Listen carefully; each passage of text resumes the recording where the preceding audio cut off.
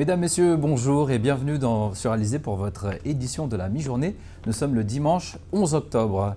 Commençons ce journal avec cet événement. Le mouvement populaire mornalien organise la première édition du marché aux talents. Aujourd'hui, place Gerty-Archimède jusqu'à 14 h.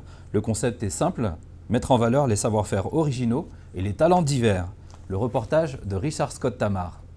Ce matin, sur la place Gerty-Archimède, c'est l'effervescence. De jeunes talentueux artisans de la commune de Morne-à-l'Eau se sont donné rendez-vous pour présenter leurs travaux et leurs créations.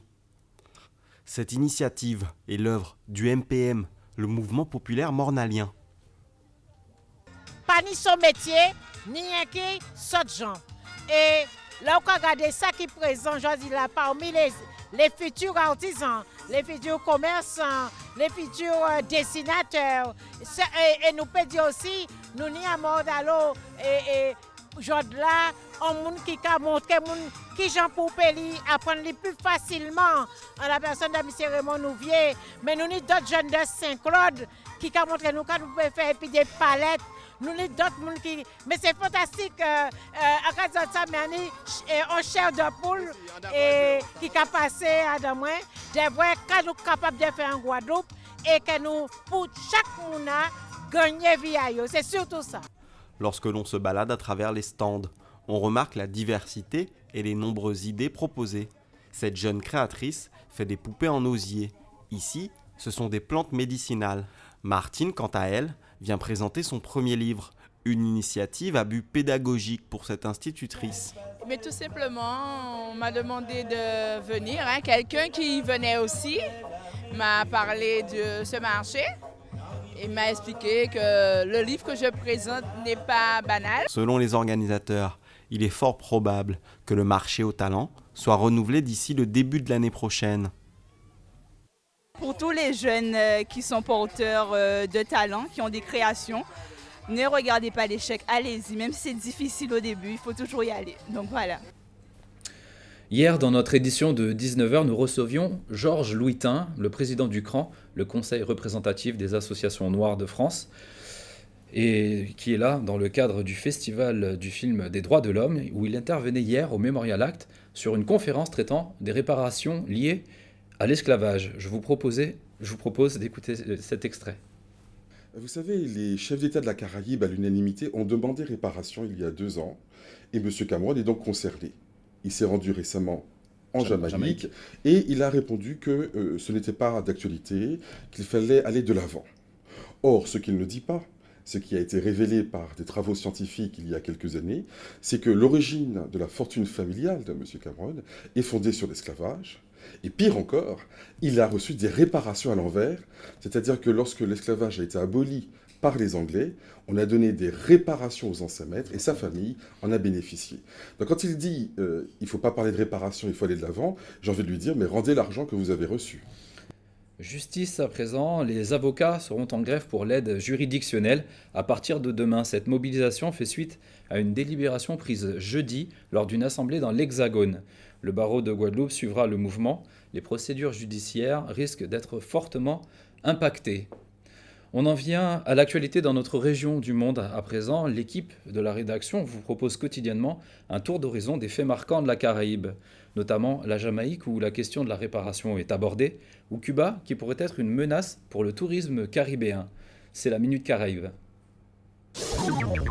Lors de sa visite en Jamaïque, David Cameron, le Premier ministre britannique, a refusé d'ouvrir le dossier des réparations dues à l'esclavage. Il propose à la place de construire une prison en Jamaïque qui pourrait accueillir les ressortissants caribéens incarcérés en Grande-Bretagne. La question fait débat dans la Caraïbe sur l'opportunité ou pas d'accepter une telle proposition et pourquoi il y aurait tant de ressortissants caribéens dans les prisons et hôpitaux psychiatriques d'Angleterre. Le tourisme continue de croître et les grands groupes d'investir fortement la Caraïbe et l'Amérique du Sud.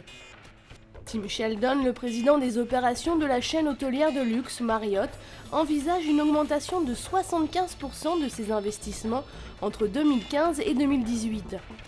60 nouveaux hôtels à l'enseigne Marriott devraient être construits durant cette période, notamment en République dominicaine, au Panama, en Haïti et 11 pour le seul Brésil. Tourisme toujours, où la très probable levée de l'embargo des États-Unis sur Cuba pourrait être une menace pour les autres îles touristiques de la Caraïbe, selon certains observateurs. Pour Hugh Riley, le secrétaire général de la CTO, l'Organisation du tourisme de la Caraïbe, Cuba deviendra un moteur du tourisme américain dans la zone Caraïbe. Les autres îles devront alors revoir leur stratégie de communication et leur partenariat avec Cuba pour elles aussi bénéficier de cette manne touristique. Après ce tour d'horizon, un événement incontournable, c'est l'ouverture de la Semaine Bleue. Nos aînés seront mis à l'honneur du 12 au 18 octobre sous le thème « À tout âge, créatif et citoyen ». En effet, la vieillesse n'est pas un synonyme de déclin. Muriel Barlagne a rencontré des seniors dynamiques. Ils saisissent toutes les opportunités pour mieux s'investir dans la vie sociale. Reportage. Sous les chapiteaux, 1500 invités aujourd'hui au Memorial Act.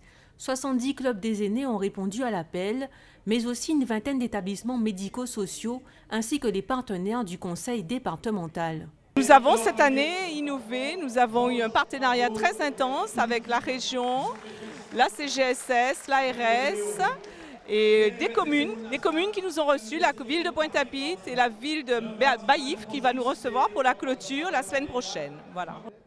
Ce matin, les discours officiels se sont succédés pour ouvrir la Semaine Bleue. Oui. Moi, mais les mêmes, parce qu'on t'a préparé un discours en français. Et M. Benzo, expliquez-moi que moi, je dois parler créole. Le thème de l'année, à tout âge, créatif et citoyen. L'occasion de rappeler la place qu'occupent les retraités et les seniors dans la société. Des bons vivants, toujours désireux d'apprendre et de se dépenser. Ici, un atelier pour être à l'aise à l'écrit en créole. C'est le conteur aux multiples casquettes Benzo qui donnait le ton. La découverte de règles d'écriture a captivé l'attention. Ça me plaît beaucoup, ça me plaît. Je lis, j'écris créole, ça là. Mais je veux reprendre pour... mais, comment je dirais, genre, être plus forte, quoi.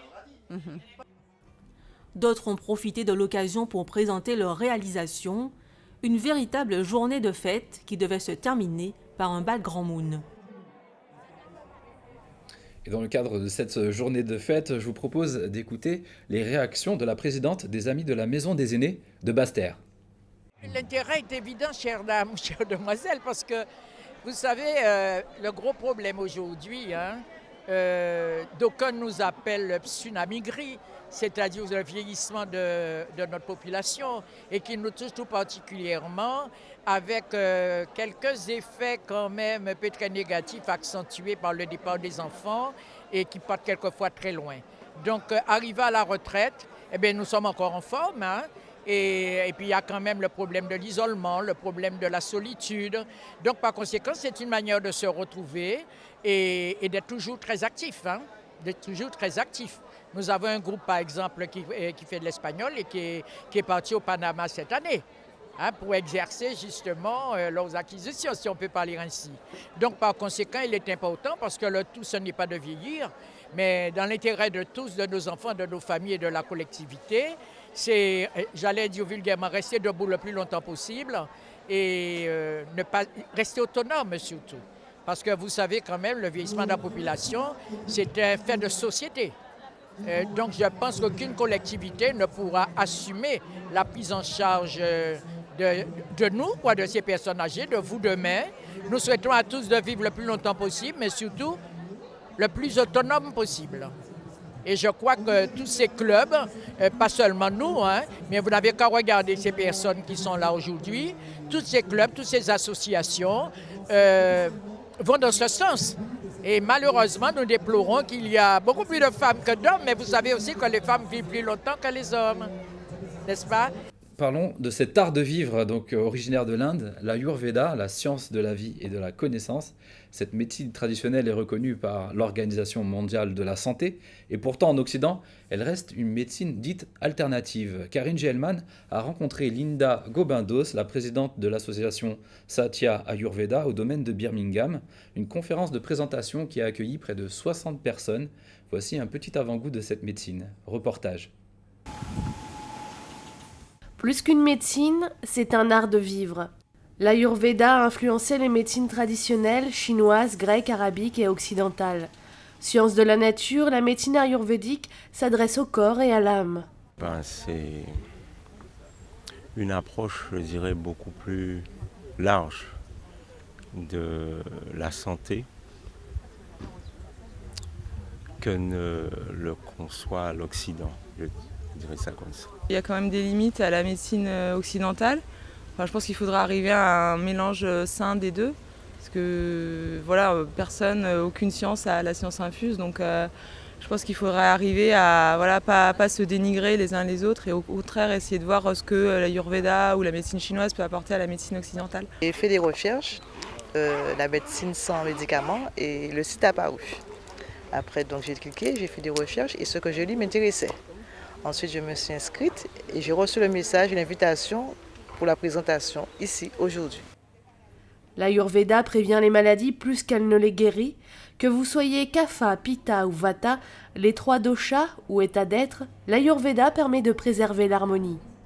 C'est pas nécessairement lié à la population indienne de la Guadeloupe, mais c'est une médecine qui se développe de plus en plus en Guadeloupe, faut avouer, mais aussi dans le monde. Donc je suis très fière de pouvoir partager une passion avec ma population, avec les gens de mon pays, les Guadeloupéens. Le domaine de Birmingham souhaite rassembler les médecines alternatives présentes en Guadeloupe, un village du bien-être en construction aux portes grandes ouvertes. Sans transition, nous passons aux résultats sportifs, donc les résultats de la Coupe de France pour la journée d'hier. L'Étoile de Morne-à-l'Eau a remporté la victoire au tir au but face à la Red Star de Pointe-à-Pitre, 5-3. Et puis la Gauloise gagne contre la Juventus, 1-0. L'USBM face à l'Amicale, 3-1.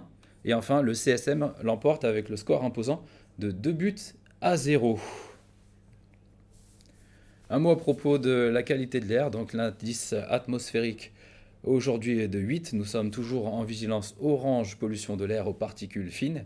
Cette pollution est principalement liée au passage des brumes de sable sur notre archipel, mais également à l'activité humaine, énergie fossile, moyens de transport, activité industrielle. Restez vigilants, le ralentissement sur les routes est fortement conseillé. Donc vous avez vu la carte météo s'afficher à votre écran. Le niveau de vigilance est vert sur l'ensemble du département et le ciel est peu nuageux pour les heures à venir.